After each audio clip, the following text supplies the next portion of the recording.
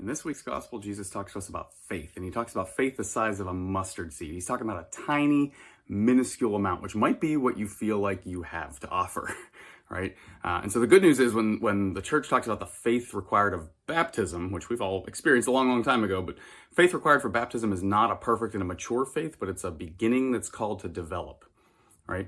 And so if you got that beginning, that's a good thing. We can work with that. Jesus can work with that. It's called to develop. And so this is the apostles' question, right?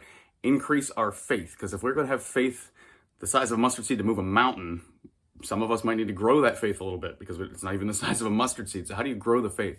Look at the story that Jesus tells. He talks about a servant who just does his job. He doesn't try to go outside of his lane. He just does what is given him by his master to do.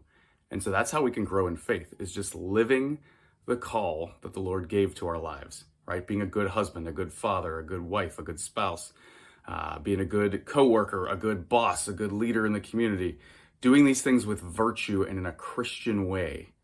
That's how we can grow in faith. And so this week, the Lord invites us to consider, what's the state of our faith? How does it need to grow? And what is our calling, our task, our service that we can do to grow in that faith?